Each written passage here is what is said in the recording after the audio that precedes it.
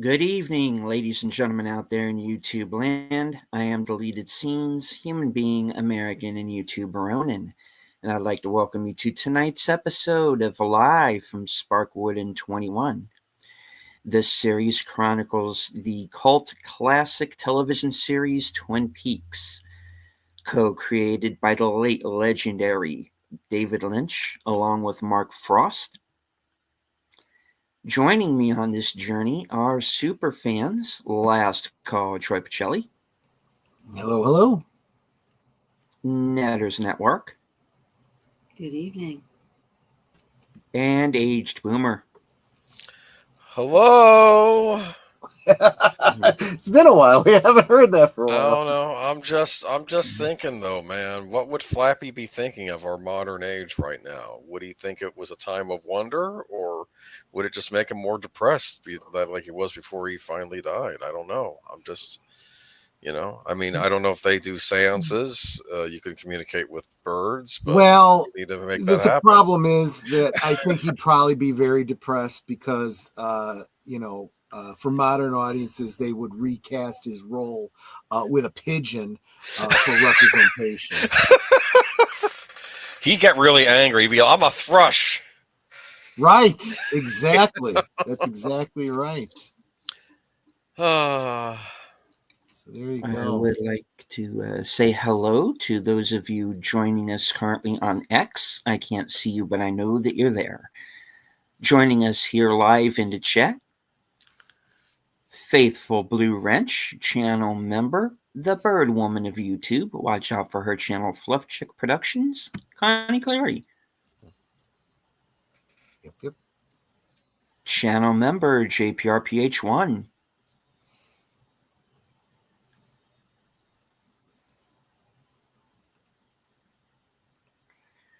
Creator of the 10-Word Review, host of Films with Friends, which a few familiar faces are going to be appearing on Friday night at 8. That's right. Big Al Presents. All right. Daniel Barry's Sports Highlights. Good to see you, sir. And thank you to Ruby Hoove for gifting a Last Call membership. Thank So you who so is much. who is the lucky winner? Lynn Green. Oh, that's cool. Lynn Green just became a member. That's awesome. Right on. And thank you so much, Ruby Who, for the $2 super chat as well. You are wonderful. All right. So over the last few weeks, we have been taking a deep dive into the Secret History of Twin Peaks, which was a book written by co-creator Mark Frost that coincided with the release of The Return, season 3, and tonight will be the epilogue, and I understand that the Log Lady's going to be making another appearance. Yeah. And as well as Laura herself. So, yeah. This is a book I've been kind of catching up on as we've been doing these shows. I unfortunately have not gotten to the very end of it. So what we're going to be discussing tonight is going to be kind of virgin territory for me. But I tell you, with what I have read, I can understand possibly making a prequel series based on this book. I know, right? Because there is so much going on. Yeah. And how certain characters who didn't interact during the course of the show do have these connections to one another. I found that very fascinating, and I'm really glad that Cameron especially told me to wait when it came to the Secret History, and also to his film Queen of Hearts, which we've also been covering in recent weeks, because I have a better understanding of the material that I'm seeing now, and it has really elevated season 3 in my mind too a bit, and the whole idea. And we're not saying that this is in the planning stages or anything, but I could see a prequel series coming out of this book, because there's a great deal of material that's there. Um, you see, all the whole situation with kind of the early days of Majestic 12, Men in Black, certain characters who are involved on the military side of things that may surprise you. Um, certain, Actually, I do need to mention one of yeah. those in relationship to tonight. Mhm, We are going to be talking about the listening outpost. In fact, that's where we start out, and there mhm. obviously has to be at least some mention of Douglas Milford. We talked about him last time, so I don't go too much into it tonight. In fact, I truncated it and just kind of made a blurb about there is more in this section that we're just going to kind of gloss over, but I do recommend that people do take the time to look into it, because that whole wedding and the Lana story, and was that her name, Lana, Lana. that he married? Yeah, The younger, the girl from Georgia that he married. yeah. Oh yeah, And all of that, and how that all plays in. It's not as random as it appears. It is definitely part and parcel. But I did not want to focus on that tonight. I wanted to focus on. Really, I don't think there's going to be any big surprises here. I think this is all stuff that we know. But I felt that the segments on Margaret Coulson and Laura Palmer deserve their just no truncation, just really to focus on it. because it really is very fascinating and very labyrinthian, and a lot of thought very clearly went into this, and I can see, just with the portions, just with the portion of the book that I have familiarized myself with up to this point, I could see Mark Frost continuing this if he so wanted to. And if you did a prequel series, you could do it with a completely new cast, because you're Because it'd all be seeing the younger versions. You are seeing a younger Log Lady. You're seeing a younger Carl Rod. You're seeing a younger Dougie Milford. The way Hank Jennings' father figures into a particular point of the book, and where he ultimately ends up, is a bit of foreshadowing too. It's very interesting, and I was at a point before of like a prequel series. I don't know, leave it alone. Go the deeper I'm going into this. Yeah. Now I'm saying I can see that. Yep. with Frost behind it, with a Hmm. with a good strong cast. I could see this being a prequel series, or I can see someone like Cameron or Josh doing something with this if they so Yep. wanted to. I could see a young Gordon Cole who was known throughout his younghood as being a man with great hearing. And then something tragic happens, right? Actually, that's probably true. There probably is an element of that just like if they were to do the whole story of Norma and Nadine and Big Ed, you'd obviously get the story of her losing her eye, which also is covered in the Secret Her eye History is of covered, but I'm Well, yeah. You know what I mean, though. But yeah.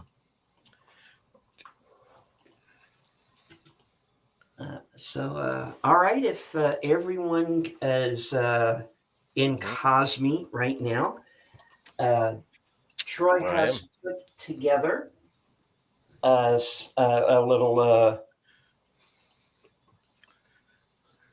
I'm actually, for the most part, giving you a visual depiction of the actual last, I don't know, hour or so of the Secret History. It's not quite that long. I did truncate it a bit. I did take out some of the Dougie Milford stuff, but I think it. What? Stick with me. There's a payoff. There's a payoff. There's always a payoff. Do you see the little meme I posted in the chat in Cosme? I did. Data having trouble with Windows. It's the blue screen of death. That's a classic. Crazy. I'm sorry. Yeah. All right, I'm ready to go when you are, deleted. Here, I'll post something more Twin Peaks appropriate. Oh, wait a minute. I'm not sharing it, am I? Hold on a second. No, not at present. I guess I have to do the whole here. And Delete, you're starting to sound a little far away. Well, I'm not saying anything important. Not you, deleted. Oh, okay. Since when do I call you deleted? Since I have something in my ear and I can't hear you.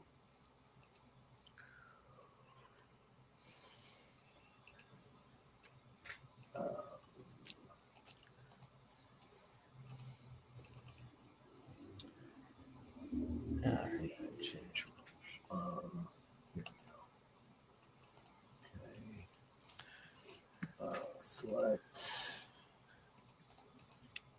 and go entire screen. That sound share. While Troy is getting us started, I do want to remind everyone that we are simulcasting on all of our various channels.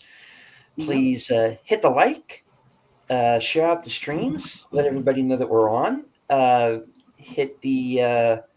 Hit the bell icon for notifications if you're new to our channels. Please feel free to subscribe because there is a subscriber purge taking place right now. So we need all the help that we can get.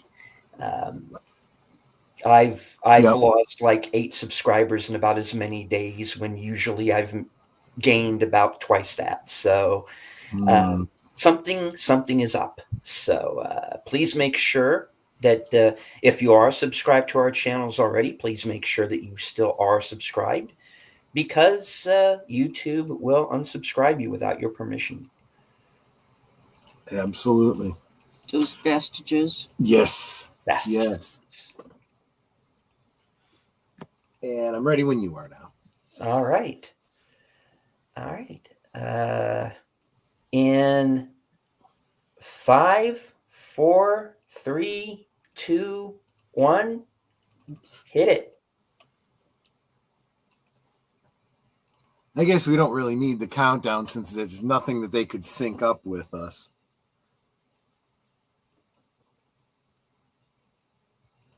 I mean, this opening alone would have gotten us hit for copyright. I like that music. I've heard it before. I do too. Yeah. Angelo Badalamenti was a genius.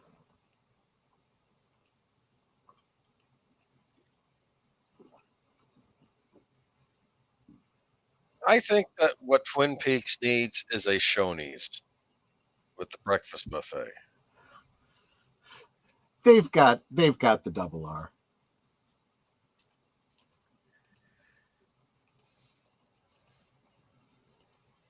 Hey, Curtis.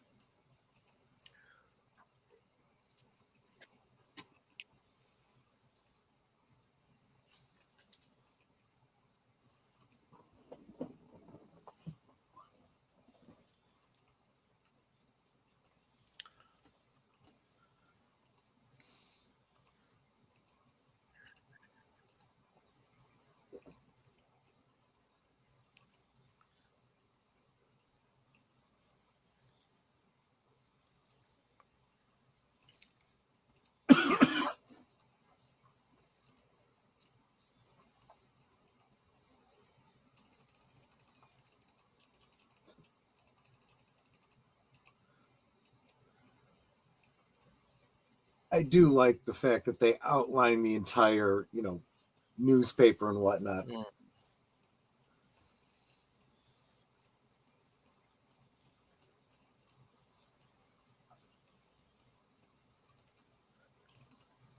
Remember, Robert Jacoby is Dr. Jacoby's brother. Right.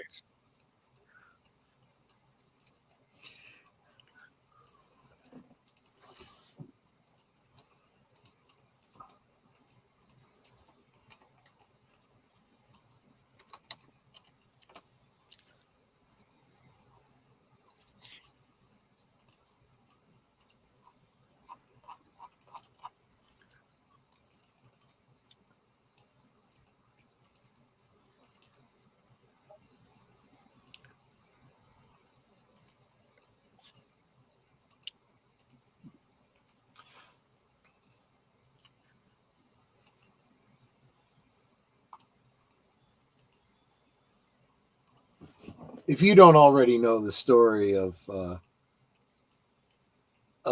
log, this is a sad story. Mm.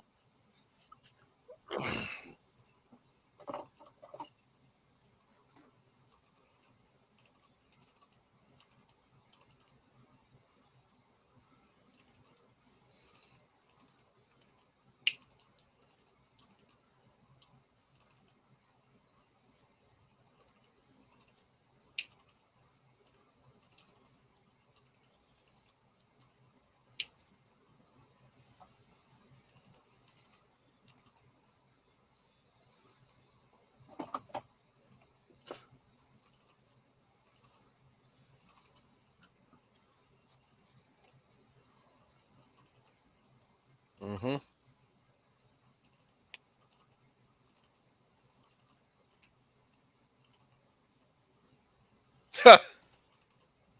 That would be 57.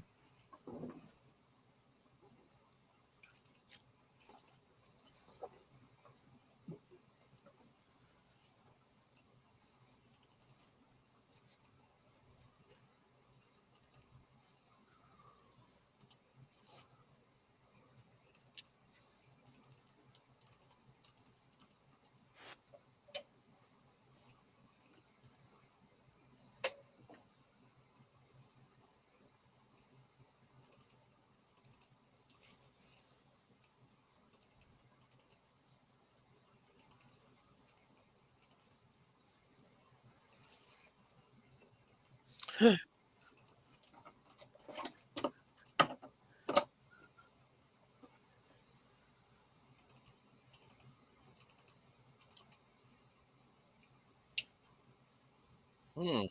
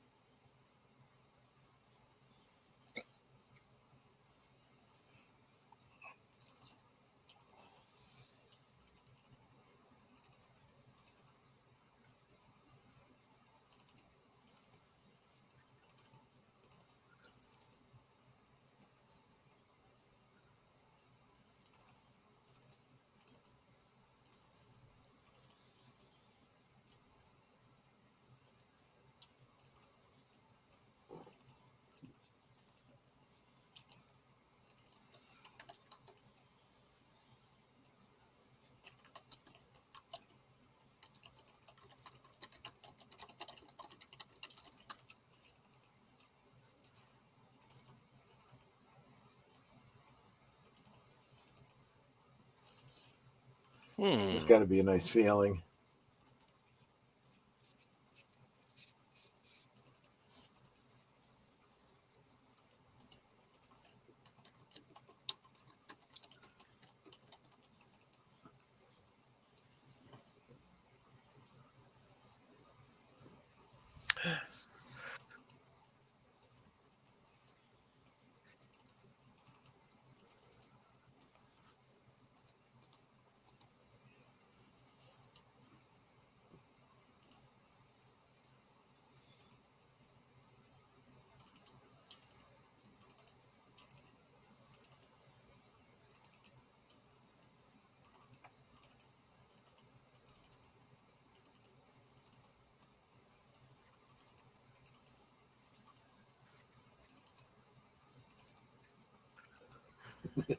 Hmm.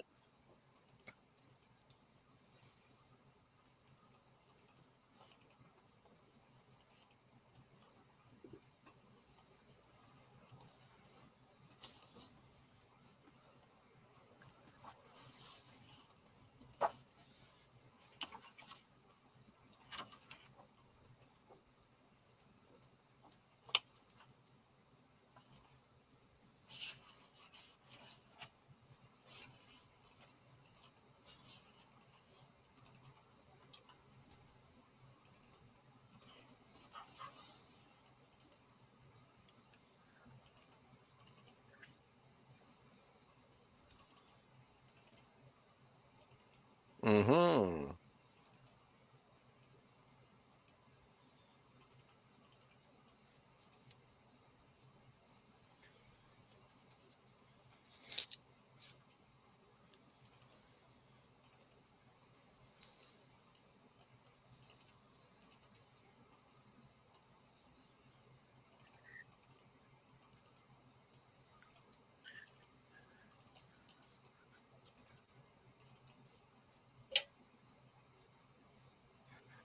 Hmm.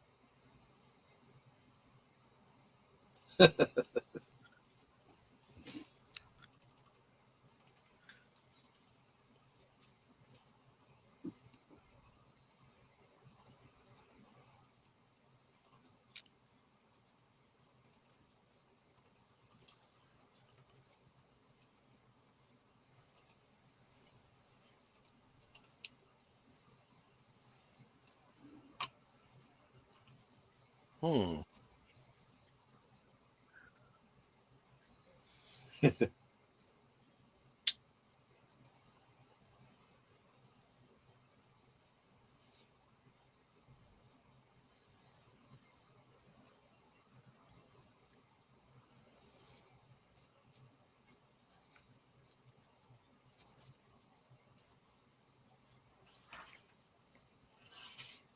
Hmm. Hmm.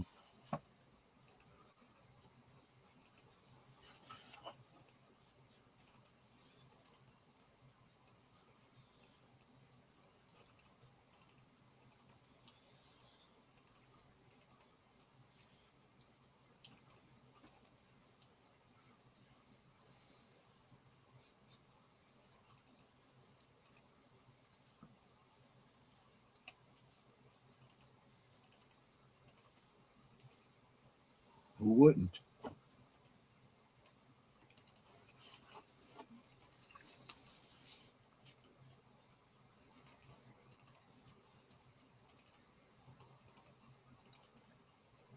Hmm.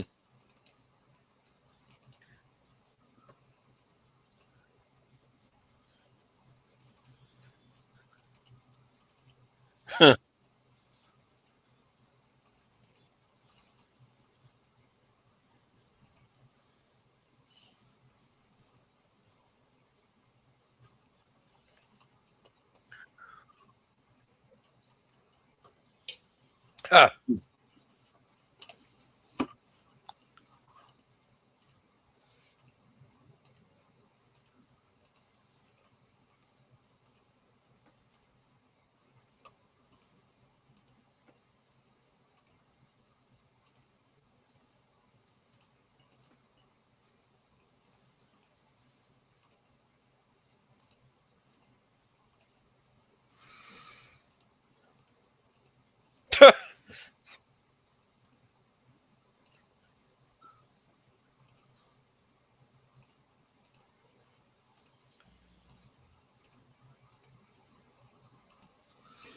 I picture him a little bit like Sheldon and what's her name on the Amy. Big Bang thing? Amy, yeah.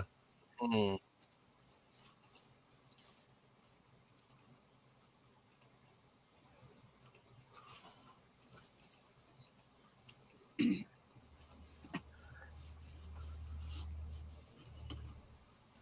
Oh. Mm-hmm.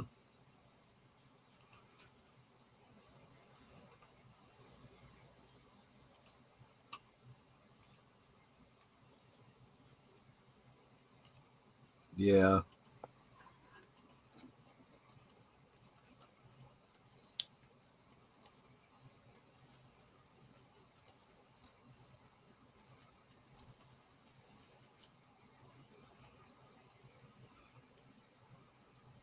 Yep.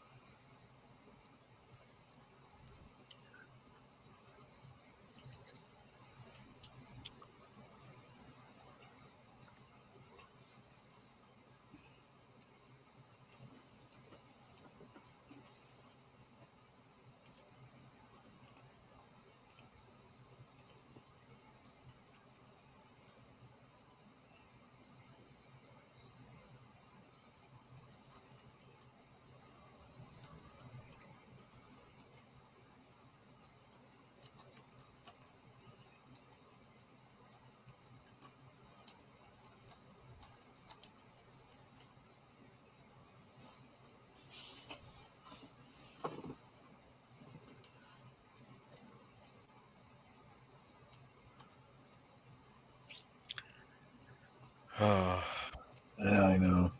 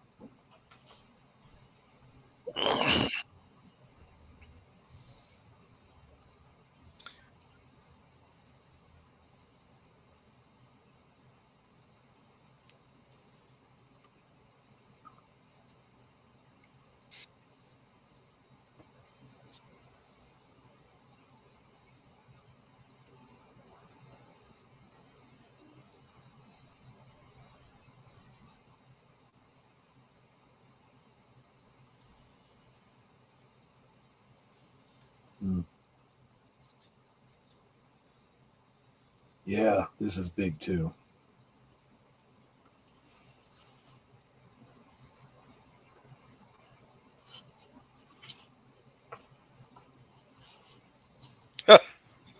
Yeah.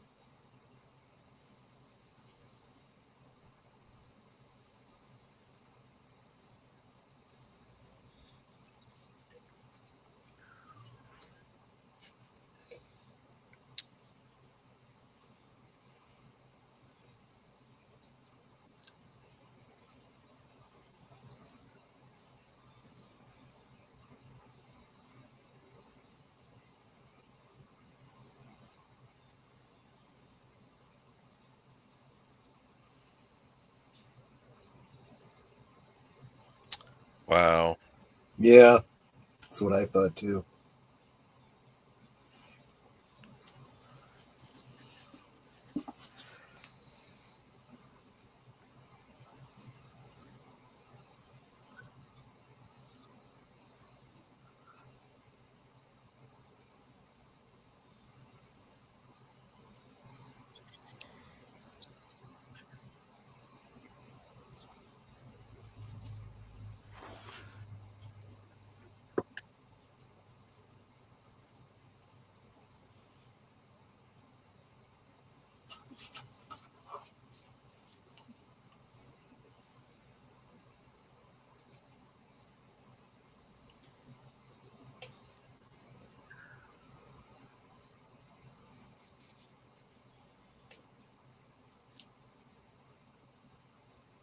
Mm.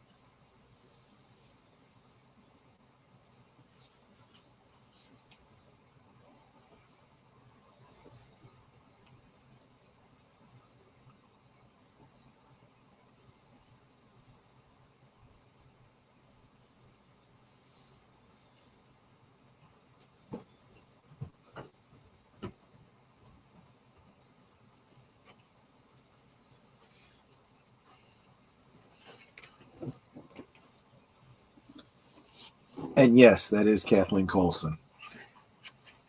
Not the voice, the picture. Mm.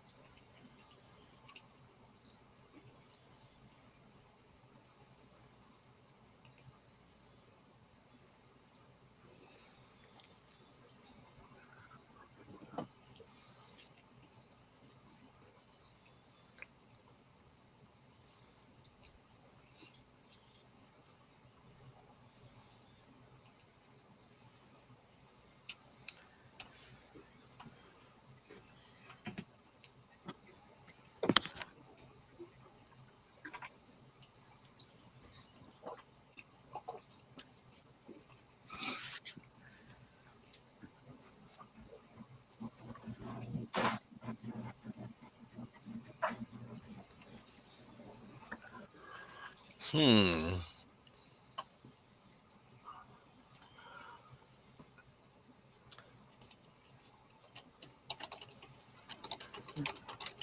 Thank you for the super chat, Nate. You'll have a chance to get caught up, Nate. Jump into Cosme and see where we're at. But I will be reposting this on Rumble.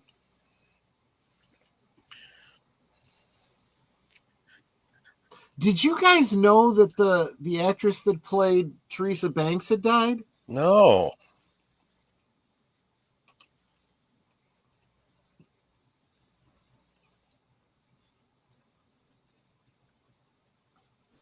Yes, I was aware of that. Yeah.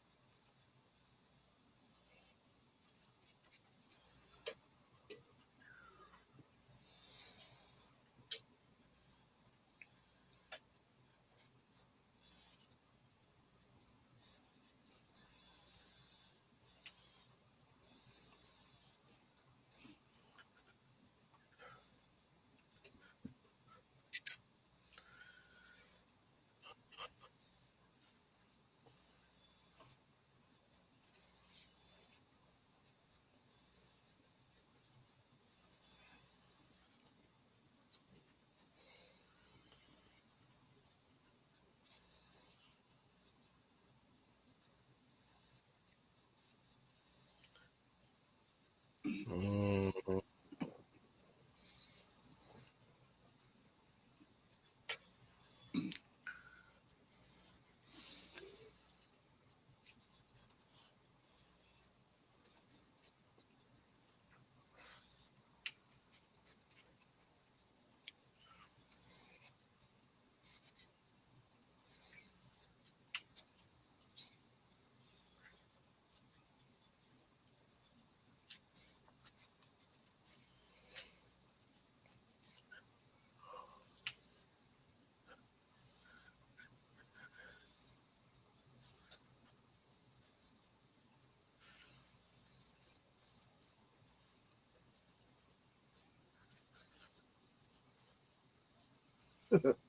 I guess.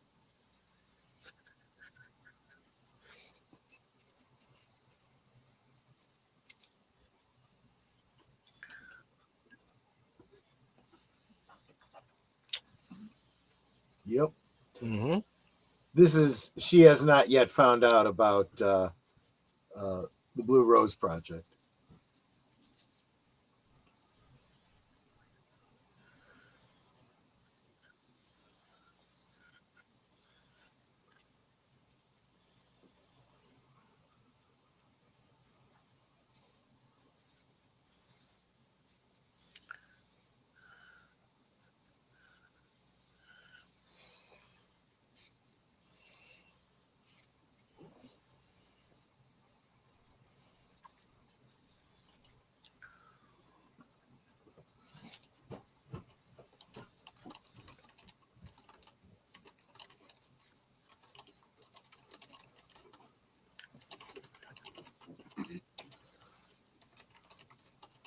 Oh.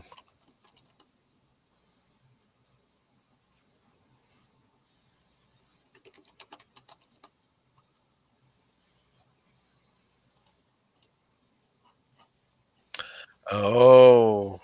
Yeah.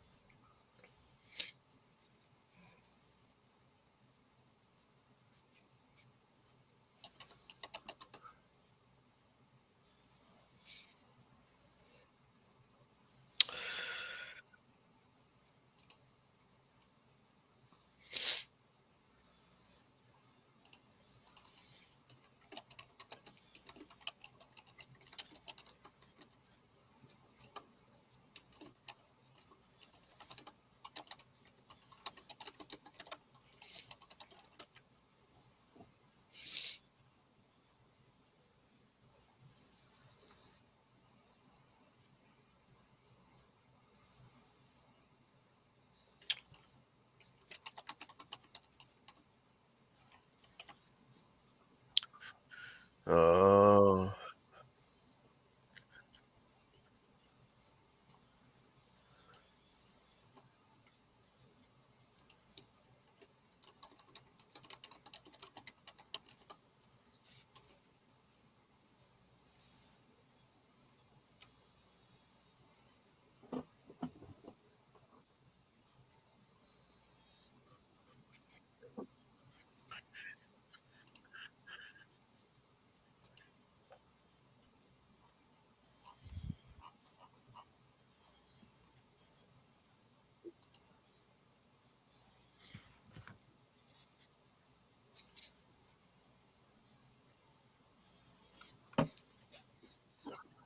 Hmm.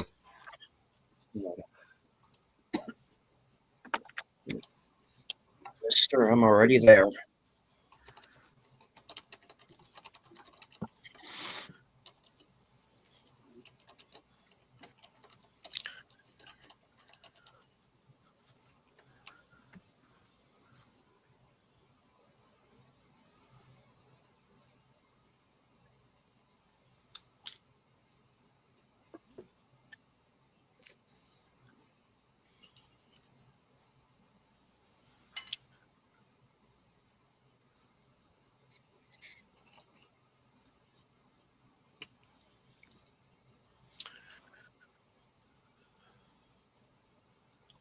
Mm.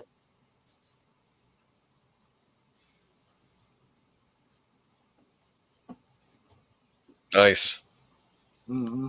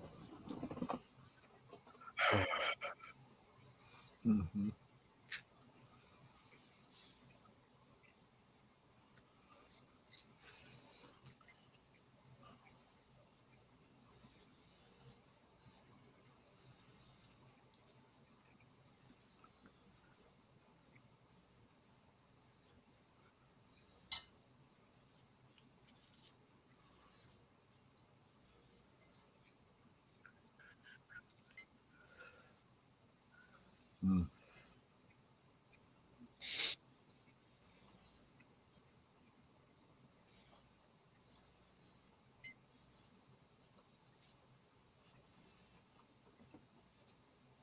Mm.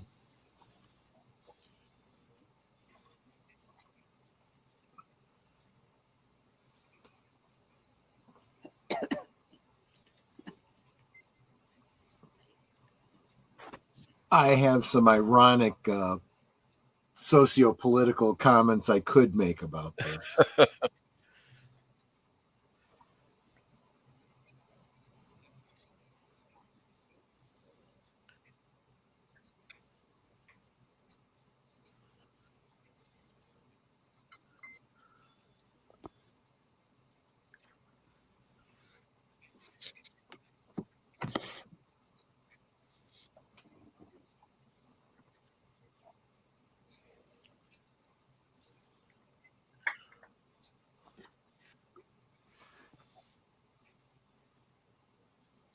Hmm.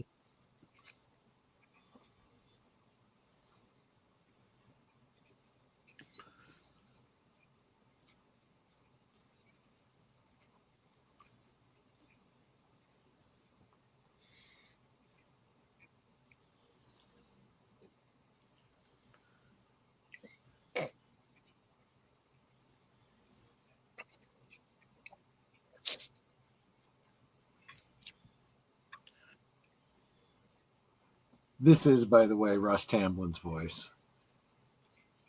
Ah.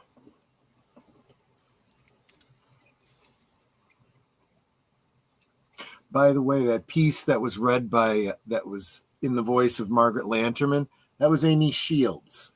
She was the one of the three girls at the casino in the third season. Huh.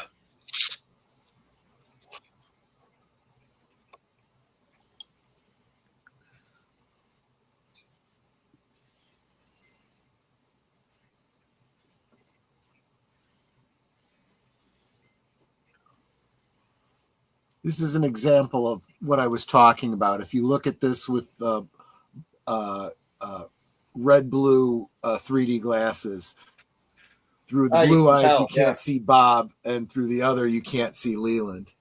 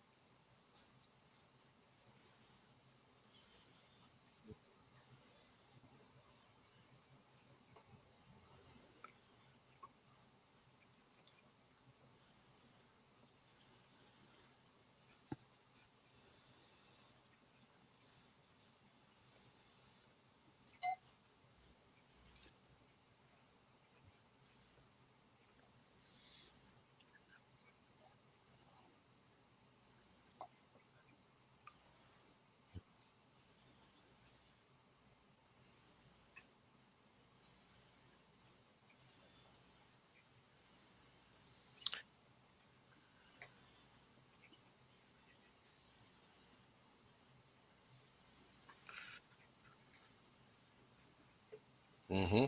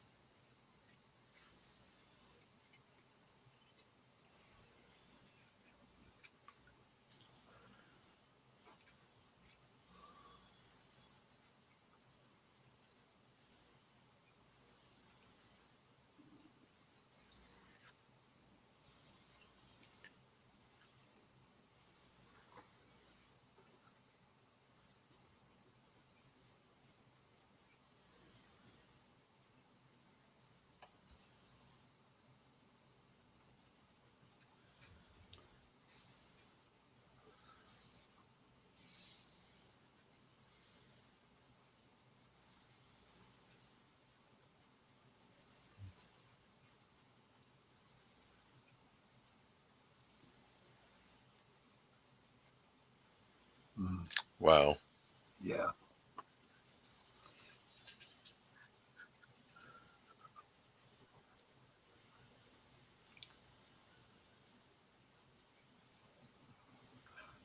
I actually looked to find who was the head of the Washington State Medical Association in 1989. That's what that picture is. Funny.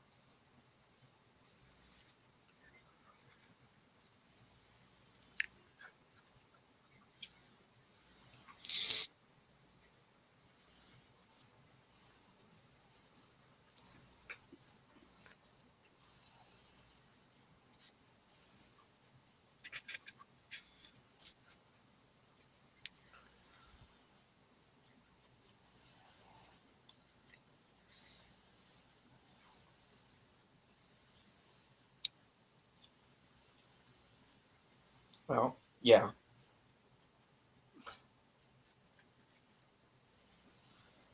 Certain irony of her saying that since she becomes the next archivist.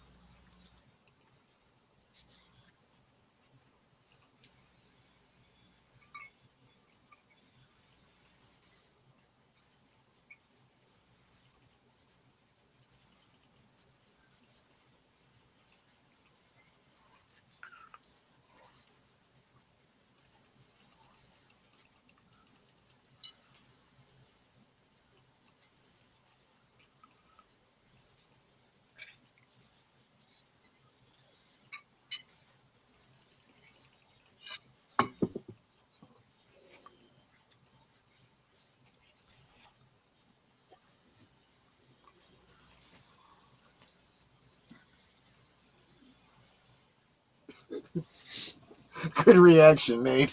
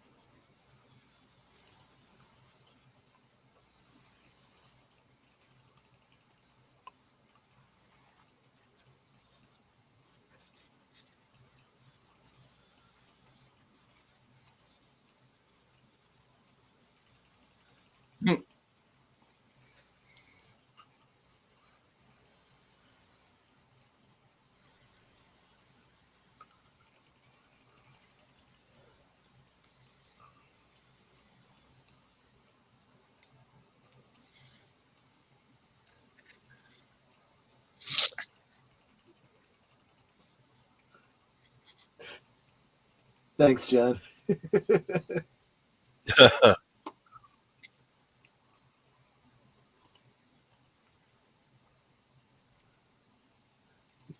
Mate.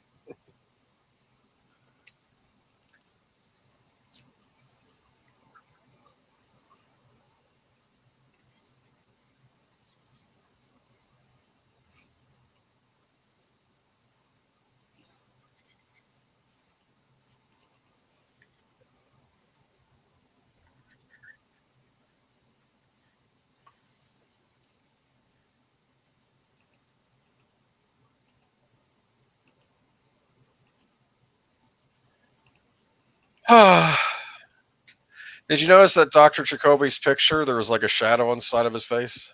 Mm-hmm. What was that?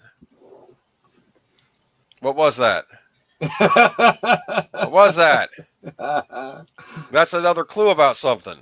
Something I left in. It sounded like, and if you're still listening, I could have put a very long list there. I just put the names of the people whose characters were involved in tonight's presentation. In fact, that might be something to consider. Maybe doing a stream talking about the very long list of people involved with Twin Peaks that are no longer with us, like concentrated in remembrance kind of thing. It's really shocking how many of them died young too. I mean, some of them you're like, okay, yeah, they were 60 and over. This isn't a big surprise. Some of the older people, in the original airing of the show, you're like, yeah, no, I did not expect them to make it much beyond that. But some of them, it's like, some of them not so much. So, but thank you very much. I'm glad you guys enjoyed it. Yes, we were talking about L. Ron Hubbard last week.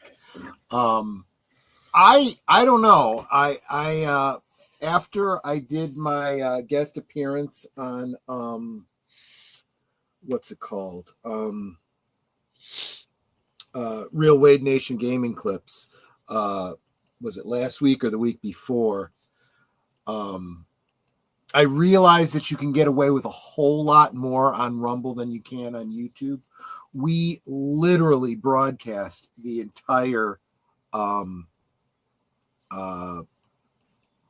showing of the movie Tron. And yeah, we were of course commenting over it, but he was basically showing it, and as far as I've heard, he's gotten no issues with copyright over there. So I do feel confident that I could probably upload this over there and get away with it. Yeah, Rumble is definitely something that I want to look more into. I do know that, okay, I'm just going to put it out there. I think the powers that be at YouTube do feel a little threatened when it comes to Rumble, and I think that's valid, and they should be. Well, you know that Rumble won their lawsuit against Google, right? Oh, yeah. Oh, really?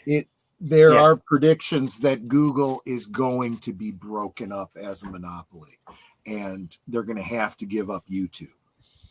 And we definitely have, an administration in power right now that will have no problem doing that. Yeah. Yeah. So I have a lot of reason to hope. There's a lot of good things that I'm seeing every time I look at the news. There's a certain group of people in the world and on social media that whenever they get upset, I know it's a good sign. Yeah. You know what I mean? I'm just saying way. So we learned a lot of things tonight. Yes, we did. I didn't realize Margaret Lanterman was a lot older when she got married. And that her husband was older than she was. Yeah, I mean by about a decade or so. And to hear the details, I like the fact that Robert Jacoby's voice is that of a friend, who grew up with and knew Margaret, because it took someone like that to tell her story. We only knew of, for example, Deputy Hawk being that close and understanding with her, but there was that big age difference. He wouldn't have been able to grow up with her to be able to tell that story. So I did like the way they found another character to do that with.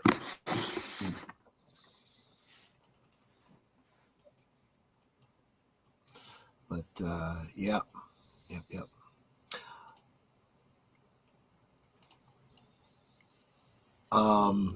There is, like I said, there's this whole segment there that goes into the conversation between Milford and Briggs, and kind of explains the whole how he becomes involved in all of this Blue Rose stuff, and being someone, there in Twin Peaks, it in his community, he sees it firsthand, and how the whole plan, gets to where it is, where we come in season 3 with him missing and all of that. But yeah, I do recommend. This is about a 9.5 hour listen if you have the audio version of it. But it's a completely unabridged, so you could probably, logic dictates, read the book in about 10 hours too. So I mean, logic dictates. That's like Spock. Yes, but as we know, reality and theory don't always go hand in hand. I wish a lot more academicians would understand that. They keep complaining about the way the world ought to be, and we're like, yeah, but that's not how it actually works. Your philosophy is flawed. But yeah, so there you go. I enjoyed putting this together, and I hope you enjoyed it. I liked it. I just I don't know, man. It's kind of sad. It is. I feel like there's some tragedy in all this. Yeah. There's a lot of tragedy there. Now, this is what's, I don't want to say funny, strange, unusual, odd about what David Lynch says. He has this tendency to claim that what appears to be tragic endings in his stories are actually happy endings, implying that there's a deeper meaning. And I kind of get that with Twin Peaks. I do. There's definitely an element of, is it tragic that Laura dies, at the beginning, yeah, effectively? Yes, of course it is. However, when you get the whole story and you realize this is a choice she made for the greater good, even her own greater good, when you look at it as something that's beyond, as Margaret, would have you see it, life is more than just the time from when we're born to when we die, that there's so much after that, even though most of us can't see it. Margaret saw it, Laura saw it, and her story actually isn't even over yet, as we know from the ending of season 3 and from Queen of Hearts. that story is still being told. So, and then like Jacoby said, in every life there's darkness and there's evil, but there's also good and love, which is there more of. He says it as though it's something that can be answered for all of humanity. But I think the reality is it's a question that has to be answered for each individual human being. And it's a decision you make in how you live your life. So I'd say there's a lot of positive there too. I don't think you should be bummed out about it, but you should have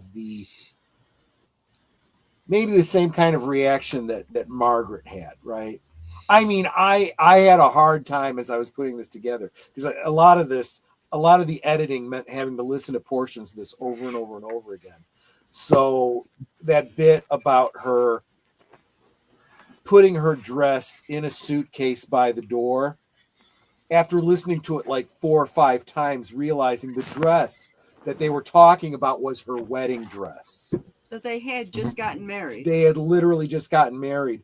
They were at the chapel when the storm hit. And that's just, that is rough. But yet she's got this, like, yeah, this happens, but that doesn't mean, it's the end. It's not over, and like she saw it coming too, and from what we know of Margaret, yeah, she probably did.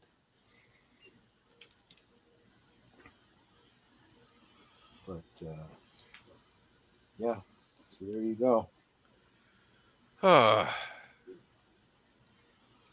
So I'm thinking, Deleted, at this point, let's talk about what are we doing next week? Or is that something you'd like to talk about over the next several days? Well, I do believe that in memoriam it is certainly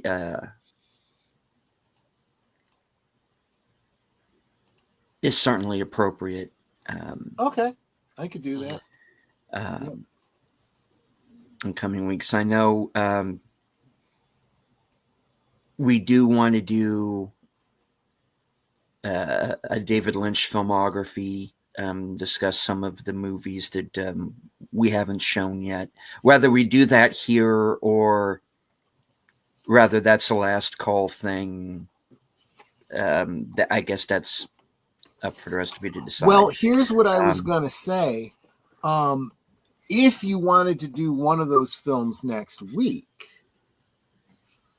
we could, this would actually be a great time to do it because tonight, after we're done here, we're going to be showing the last episode of season 2 of Blake 7. Mm-hmm. And I feel like being a dick and leaving people on that cliffhanger and let them suffer for a little while like we all had to do back in the day. And so maybe next week we do an extended live from Sparkwood and 21 to do a watch party of whatever you think the next thing should be. Oh, so you're going to literally, okay. That is a dick move, sir. And I highly disapprove of your dickatry. But however, let's face it though, you being somewhat of a prick myself, I think it would be a good idea to yes, do exactly that and be completely diabolical. And this is my master plan to take it all over one channel at a time. And you cannot stop me. I should go on camera for this. You cannot stop me. I am the megalomaniacal boy king of all of Babylon. And I want that on record. Thank you and good night. Okay. Moving on. The fact is, I had my finger on the thing. I was like, I can put myself back in. I'm like, nah, I'll let him do the bit. It's funny.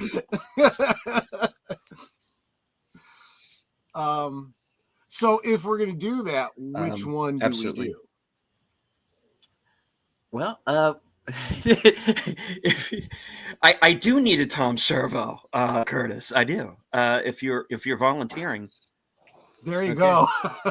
Okay. But we need a crow. We need a crow. Well, no, technically I would be crow. Oh God. Curtis, I would be crow. Oh no. The end is nigh. The end is nigh. Well, I tell you, why don't we start at the beginning? Eraserhead. Screw it. Let's do Eraserhead. Wow, that's a heavy one. Or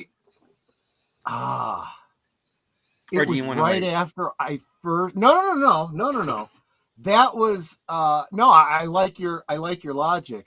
That was the first David Lynch film that I saw after getting into Twin Peaks. I was in college and someone recommended it to me. I went literally across from DePaul University, went to the Blockbuster and rented it, and was like, what the hell did I just watch? When you were done watching it, did you get some roast chicken from Kenny Rogers Roasters afterwards? No, I absolutely did not. I was not having a lot of appetite after watching that movie, to be honest with you. But Okay.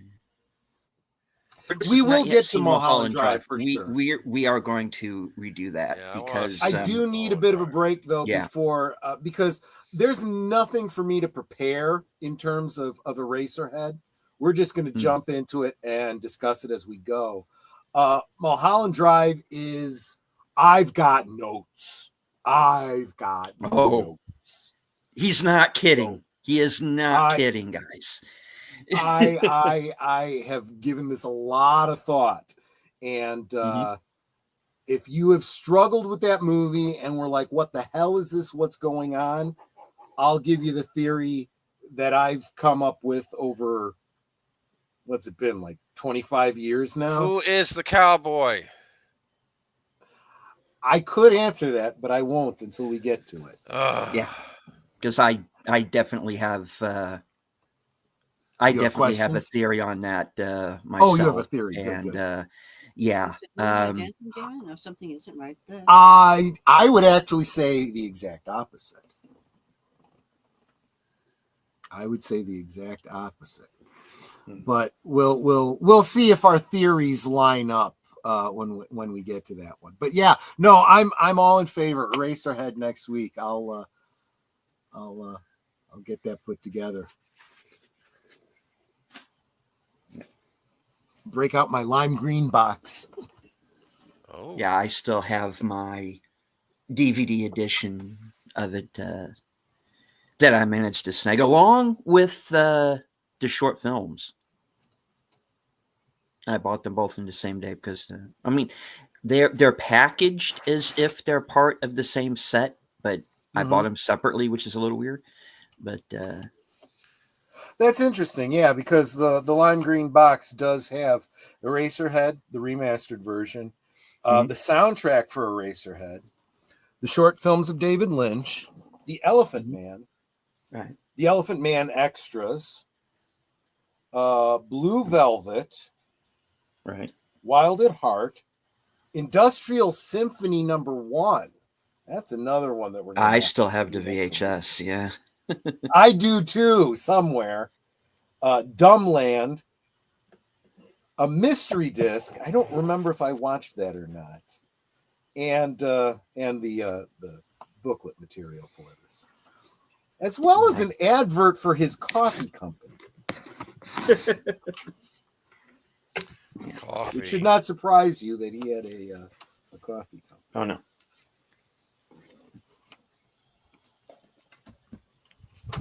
No. I don't have the lime green box personally, but You're Like kidding. I said, You I don't? do have. I do not have it. Huh. He does not. He does not. I do I'm not. really surprised at that. I'm trying to see if I have the short films down here. I've been going through my old DVDs and trying to see what I have, and because I've doubled up on a few things I've noticed, and I can't be doing that. It's become a space issue. Let me see. Is this it? That is not it. Anyway, I know I have it. But this is the copy of Eraserhead that I presently own. Here, I'll blow myself up here. This is the version that I have. And the short films are similarly packaged. And of course, there's Good Old Lady and the Radiator, and Having Everything's Fine, which is still a cool song to listen to. And the Pixies version of that is really good too, if you've ever heard that. Where did I JPRPH1, did you know that Bradley Cooper also played that version of the Elephant Man? He did the stage play too. And here is I don't know if anybody can really see that. This is the VHS Industrial Symphony #1. Yep.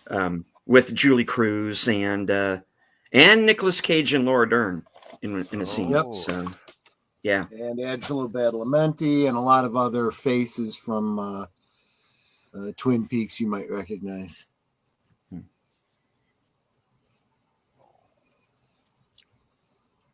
So there you go. Cool. Okay. So I will get the elephant. Yeah, he's got the Elephant Man up. I'm thinking Elephant Man. I'll get Eraserhead up for next week.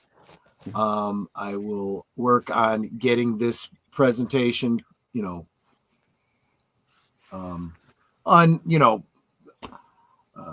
full version up on Rumble, and what I'll do is I will share out the link for that.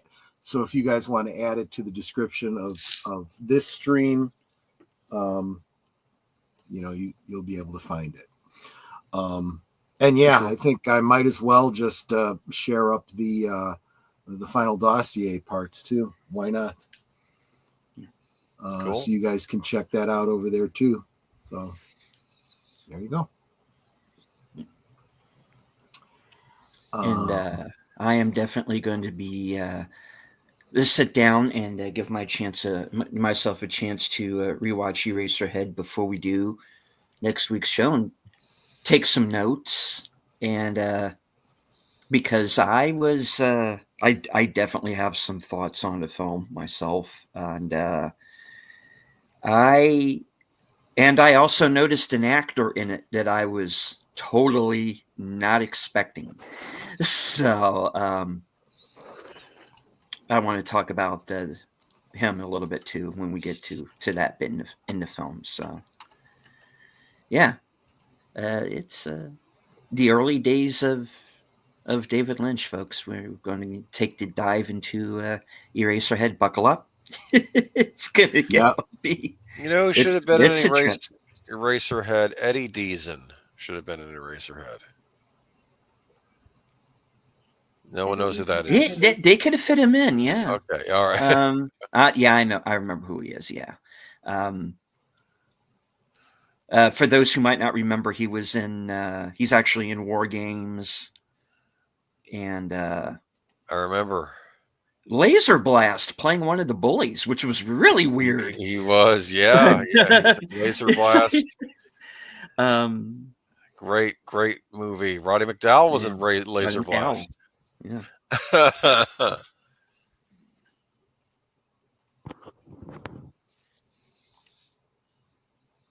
Yeah, he could have been an eraser. But yeah.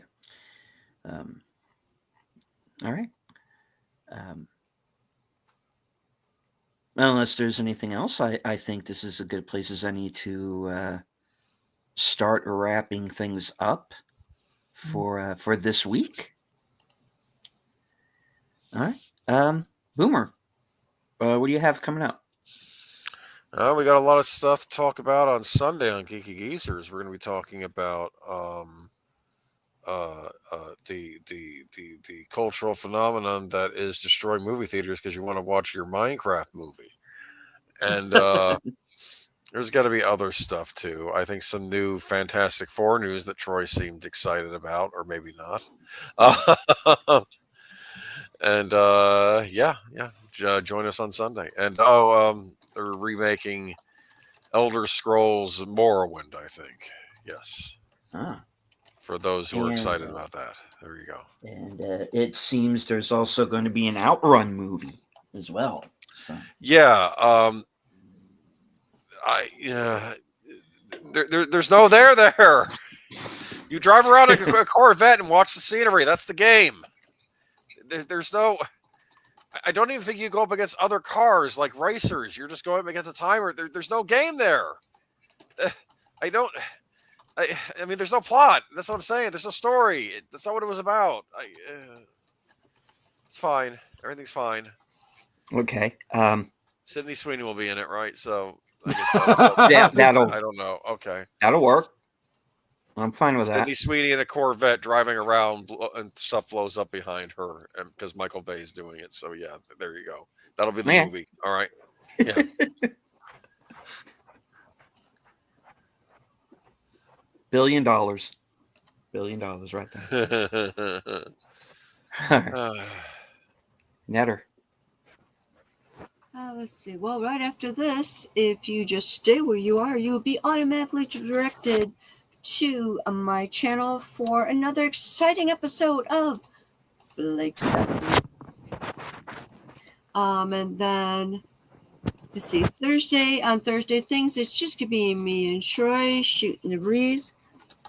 But, if any of y'all are interested in being a guest on Thursday things, either to grow your channels, and it doesn't just have to be YouTube, we could talk about any of your channels, or if you are just really passionate about something that you want other people to know about, drop me a DM over on Twitter, and let's get you scheduled on. Let's see. Then Saturday over on my channel, we are going to be watching, I'm drawing a blank, I think it's Footloose.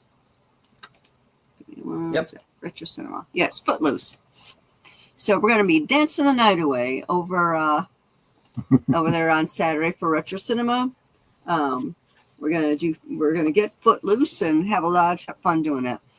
And of course, I'm going to also guest on Friday Night Last Call with Troy. I'll let him talk about that. I think that's it for me. All righty, Troy. Yep, Blake 7 in about 15 minutes, maybe a shade more than that. Keep the Cosme link open because that's where I'll be showing it. Let's see. Obviously I will be getting these presentations uploaded to Rumble, and I'll be getting links out to you guys so that you can see them. The links will be in the description of the videos, the streams below. I'll also share them out on the socials and on my community tab. I will looking forward to Friday with Age Boomer and Netter talking about David Tennant. Yes. And his turn as the Doctor. Hanging out with Netter and Big Al and Deleted Scenes.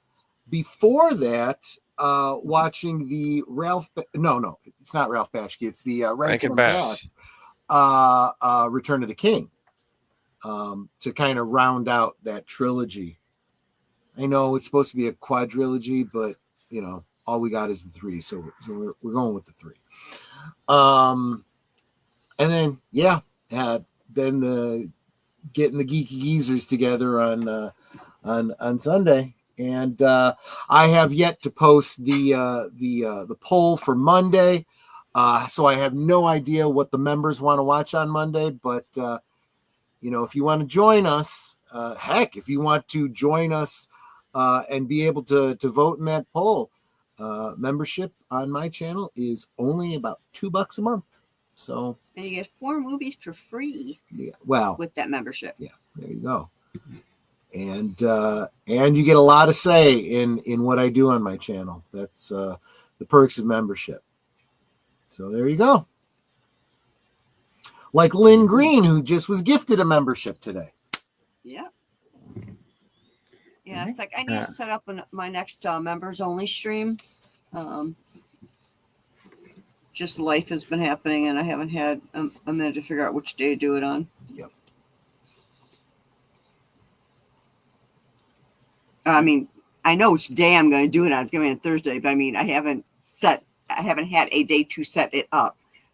Is what I meant. Right on. All right. That brings things on over to myself. I do have a review coming up for Sinners, so stay tuned for that.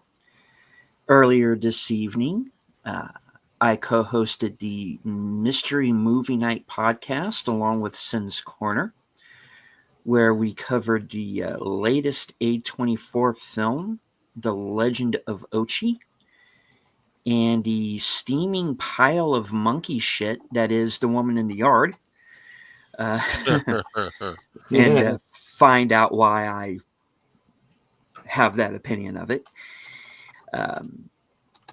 Also, let's see. Action Theater has been pushed back one day to Friday at 4:30. Co-hosted by Outlaw Bill and myself, and we will be watching Executive Decision with Kurt Russell, the movie that dared to kill Steven Seagal a half hour in. I love that. That was my favorite part of the whole Quite movie. glorious. It's like less than halfway through the movie too. It's like, I wasn't expecting that. No. There he goes. Okay. Parachute's optional. All right. So, of course, the evening before that, right after Thursday Things, will be coming attractions at 11:30. Let everyone know what's coming up for the channel, including, of course, as we mentioned, Films with Friends Friday night at 8 with Return of the King, the Rankin and Bass edition. And, of course, gets us on over to Sunday. Western Cinema Presents, again hosted by Outlaw Bill and myself. We are watching a movie from 2022 that I actually had not heard of until Bill had brought it up.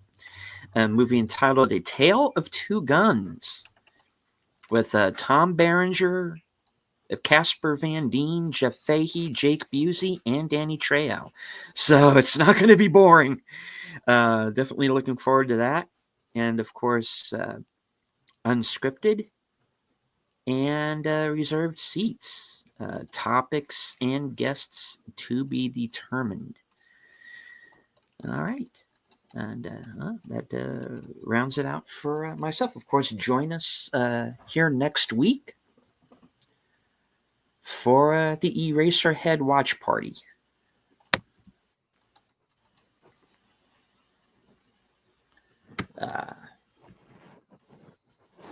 Nate dropping some knowledge into chat here. Woman in the Yard's production budget, $17 million. Domestic box office, $22 million. No international box office to speak of. Yeah, I don't think it's going to fly. Yeah. As well it shouldn't. as I said in the earlier show, it's a movie that needs to be buried under about 12 feet of concrete. But other than that, it was okay, right? Oh yeah, other than that, I loved it.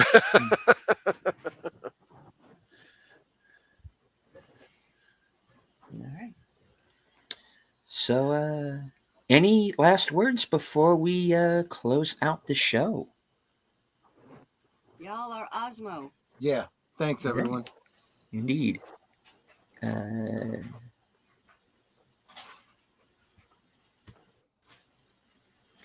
So, all right, I'll just go ahead and close it. Thank you all for being here once again. Everybody in the chat.